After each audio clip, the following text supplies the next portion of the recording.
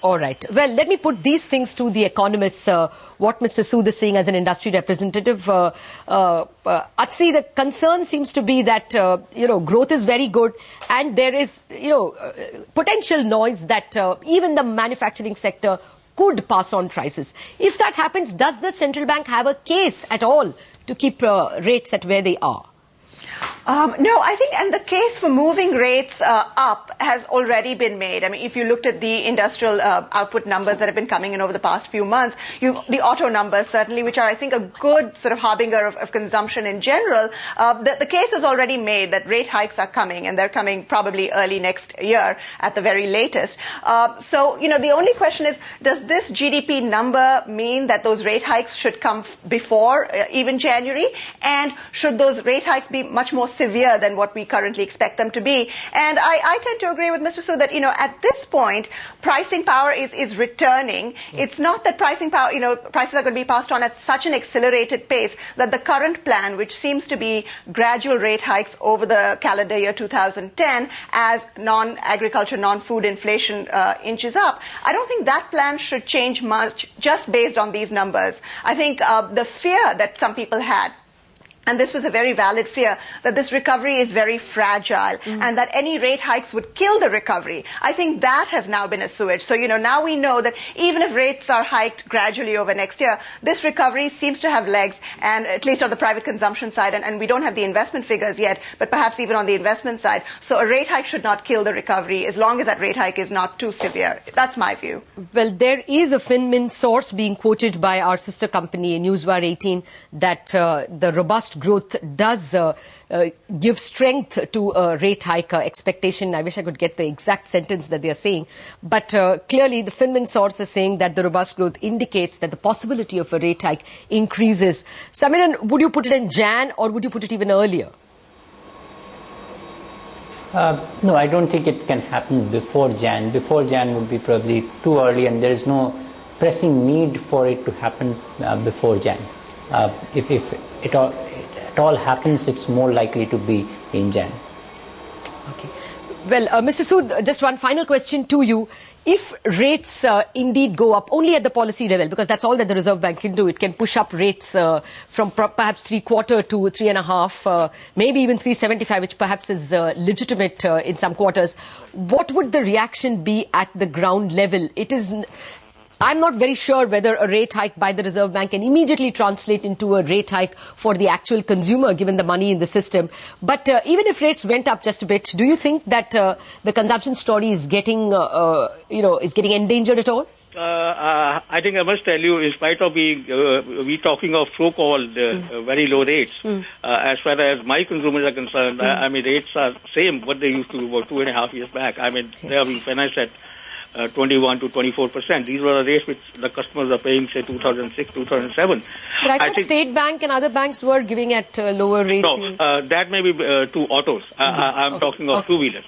So even if rates go up by 50 to 100 basis points, I don't think it's going to make any difference. I think the main issue is the aversion on the part of the banks to lend.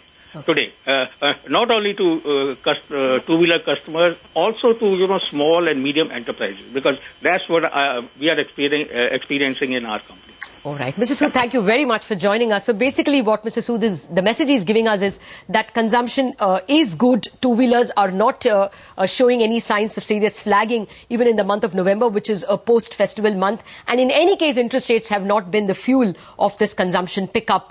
Samiran, let me put now all these facts that we have garnered from industry and from the GDP numbers to you. Would you say that what would your best guess be in terms of the second half GDP, or even the third quarter and the fourth quarter GDP separately for only for GDP estimates?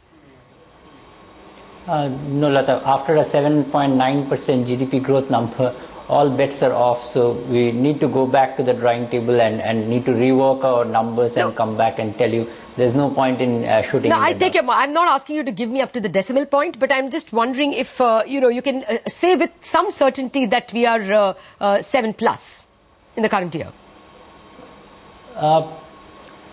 It's a tough call. It's a tough call because probably one number which has suddenly caught my attention is that government expenditure growth for this quarter has been 27%. It is. Now, so this is the fiscal stimulus that is working till second quarter, because till second quarter of last year there was no fiscal stimulus.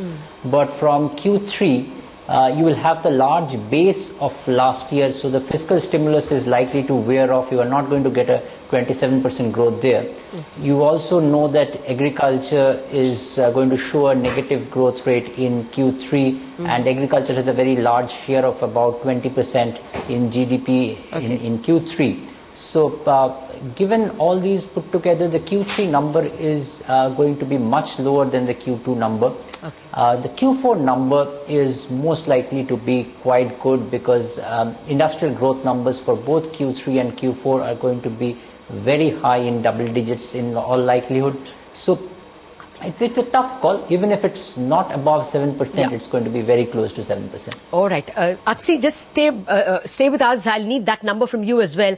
We've got a banker joining us, Srinivasan Vardarajan, the Executive Director at Axis Bank. Srini, this number, of course, is a huge surprise, 7.9% against 7.7 year ago, and expectations of just 6.3.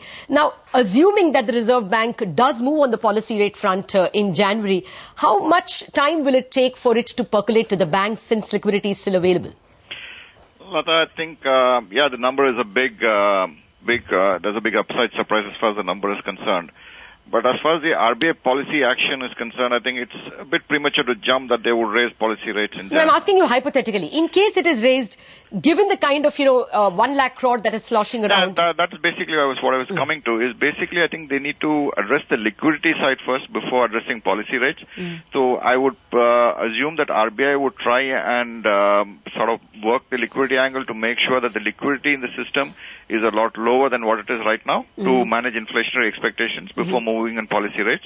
Therefore, whether it is draining liquidity through CRR hikes or through FX swaps or through any other measure, I would think the liquidity side would get more attention than policy rates, looking at what we are seeing on the GDP number. All right, let me take that CRR number. Let's assume that it is going up to 5.5. I'm still asking you, by when can banks actually pass on the rate hike? The whole thing is, unless credit offtake picks up, it is going to be difficult for banks to raise policy rates, to raise lending rates, because I think unless you have demand for money, lending rates are likely to be sticky around current levels. Once the demand picks up is when we'll see rates likely to increase. Okay, Srini, thank you very much for joining us. So that's an important perspective that the banker is bringing to the table, that perhaps for a few months after the rate hike, after a possible policy action comes from the Reserve Bank, either through a CRR hike or and a reverse repo rate hike, this is not going to immediately translate into higher lending rates, which will mean this Goldilocks situation of benign interest rates and consumption demand remaining reasonably stable is going to help us for a bit more.